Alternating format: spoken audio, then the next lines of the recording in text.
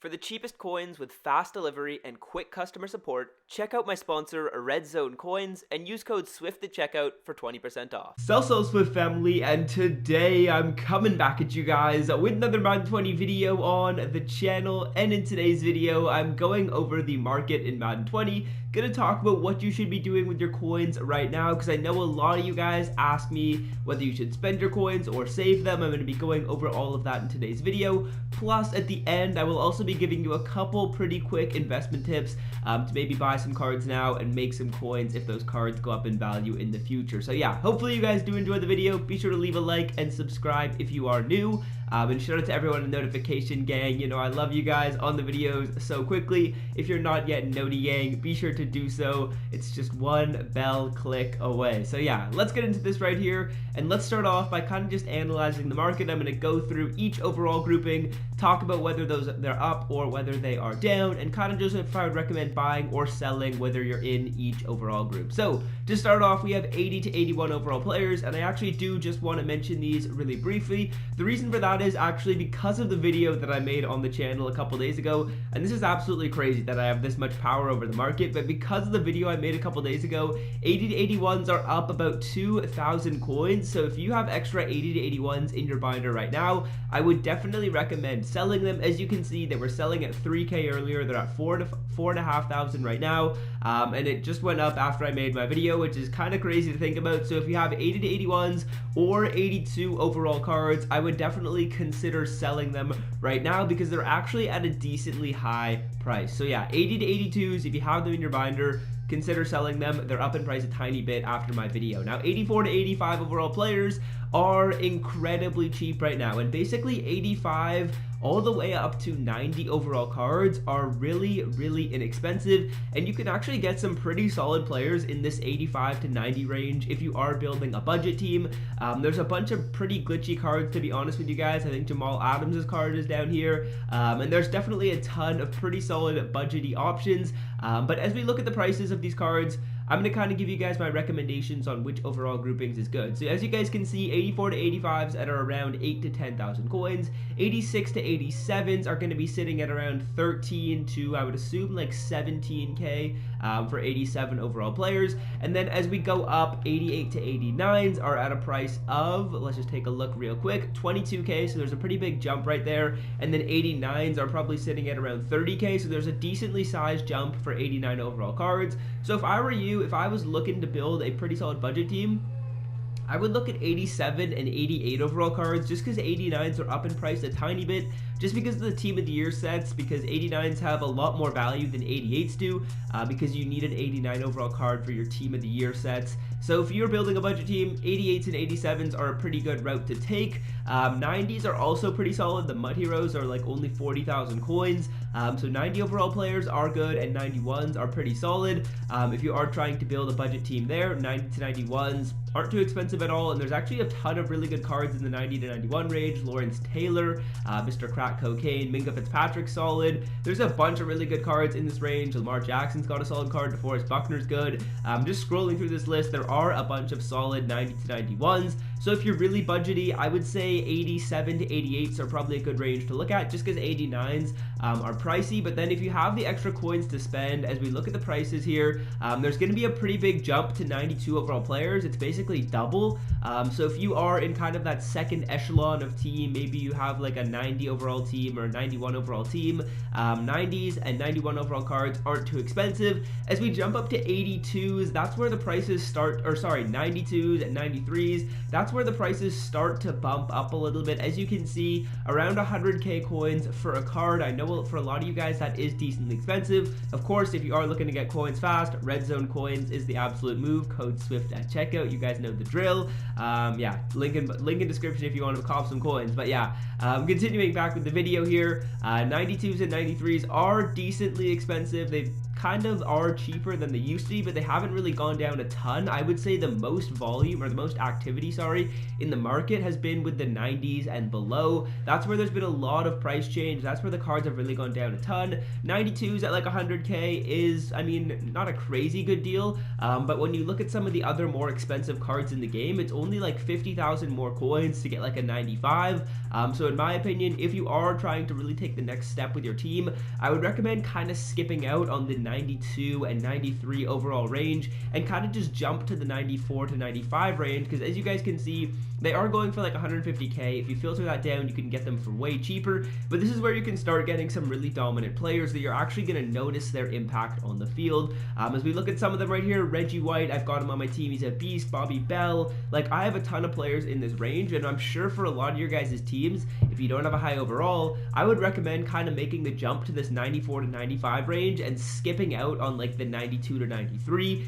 So kind of the progression for how it would work for me is start off with 87 to 88s. Those are where you can get pretty good deals. Skip over the 89s just because they're pretty inflated based on their value in the sets. Then jump up to like the 90 to 92 range ish in there. Then skip out on the 93s. I mean 92s also you can skip out on, and jump up and save up for these 94 overall cards.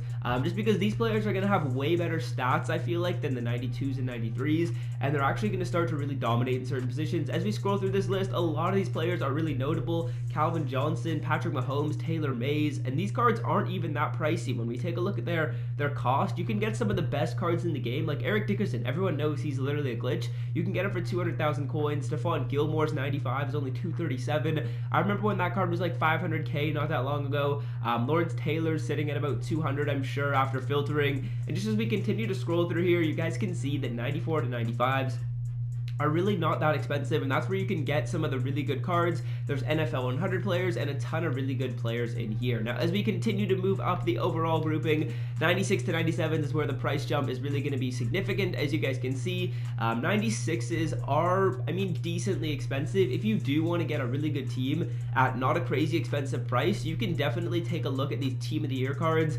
They're really inexpensive. A Team of the Year at 220,000 coins, which is basically what you can get them for, is super cheap. So if you are looking to, again, really make a big jump in your team, look for some of the Team of the Year cards. They're really valuable because, I mean, they're not that expensive. And then again, Ultimate Legends at 280k. When was the last time we saw Ultimate Legend 96 overall cards at such a low price? 300k and below for a Troy Polamalu is just absolutely crazy. That's why I'm saying right now, one of the main trends I've seen in the market is it's been dipping. It seems like the really high expensive cards, so like the 96s, the 95s, aren't super pricey, and then same thing with the 90 to 91s and kind of stuff in that range. I feel like the mid-tier cards, so like the 93s, the 92s, haven't really gone down in price as much as we've seen in some of the other overall groupings. That's why I kind of recommend building your team with like 90s and 91s and then making the jump to some of these more expensive cards and kind of just skipping out on that middle section, because that's where the prices have decreased the least, so you can kind of make the jump to these 96s without spending a ton more coins than you would have had to. Because if we filter these down here by program, Team of the Year, you guys will see how inexpensive a lot of these are and how good some of these cards are as well. So Team of the Year right here, you can see these cards are going to be at like 230, 220k, which is incredibly cheap, you guys. Team of the Year players at this low is crazy. And then if we filter it down to Ultimate Legends as well, you guys can see that they're probably sitting at around just under 300k for like Troy Polamalu and stuff like that. So yeah, like 250k for these Ultimate Legends. It's just insane, you guys. So if you are looking to pick up players, I would recommend kind of skipping that 94 to 95-ish tier, or sorry, not 94 to 95, that 93, 94 tier, and just jumping to the 95s, 96s, and then maybe even some 97s, but 97s are going to be up in price a tiny bit. So yeah, that's basically what I wanted to talk about when it comes to the market. I wanted to just overview what's expensive and what's not. Now let's go over a couple of quick little investing tips right here. And what I want to talk about is actually investing in players that could get power, or that could get Ultimate Legends, and not investing in their power-up cards like we used to, but instead investing in their like mid-tier Redux cards. So if we take a look at Julius Peppers right here, you guys will see that his mid-tier like Redux 92 overall is almost as expensive as his 96 overall full card. And this is a trend that we've seen a bunch with other with other Redux cards when they get an Ultimate Legend. So now the way you go about investing in players that could end up getting an upgrade, like Julius Peppers just did, and actually make some coins off of it, is you have to look at the trends that EA's done in the past. So basically what I would do is I would look through all of the Ultimate Legend players that they ended up releasing and see what other cards those Ultimate Legends had. So you could see what card Howie Long had, see what card Shannon Sharp had, see what card Troy Polamalu had. And an overall trend that I've noticed with all of these Ultimate Legends that they ended up releasing is these players didn't have really high cards before this. If we take a look at on Mudhead, or you could just take a look on the auction house, all of these players didn't really have high cards before. So if I was investing, I would probably look at some of the legends that were released earlier into the game because they don't have high cards yet, and you would basically look at those cards and see, okay, who could get an upgrade out of these, who usually gets Ultimate Legends, and then if you end up finding a player that you think, okay, this guy could get an Ultimate Legend, this I could see EA giving him a card, then what you would do is you would buy his most expensive card that he's got right now, so that would probably be like a Series Redux or a Legend or something like that, and then when he does get that Ultimate Legend upgrade, you end up selling that card and end up making a profit because that card would probably go up in value. Now, it's kind of different than what we did in the past. We used to invest in power-ups, but that's not really the wave anymore. As you can see, Julius Peppers' power-up was only about 1,000 coins when I was on that filter earlier, so my recommendation is to try and find players that are due for Ultimate Legend upgrades, and then buy their like mid-tier cards that are going to be needed if you want to power that player all the way up, because a lot of people love to power up their cards. It's really helpful, honestly, now that people have theme teams and stuff like that. You can get crazy stats boosts from powering cards up with Brawler and a bunch of stuff like that. So yeah, that's basically what I would recommend when it comes to investing. Try and find a player who you think is going to get a new card by doing research about players that got cards last year and by doing research about players that got cards already this year. See what trends kind of happened in the market and see what trends EA was following when they ended up picking their Ultimate Legends, because if you can see what Ultimate Legends EAs are going to pick, then you can invest in the proper cards and end up making some coins. And then when you're investing, you basically just want to buy their Series Redux or their Legend, basically whatever their highest card is right now. I'm assuming most of the players that are getting these Ultimate Legend cards don't have cards better than 94s or 93s. Just looking at these other players that have gotten cards in the past, none of them had like 96s or 95s before this.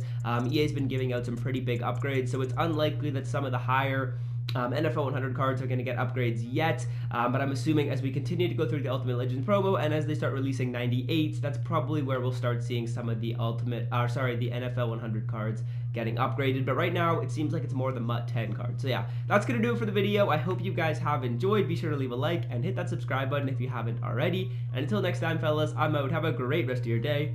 Peace. It means no worries.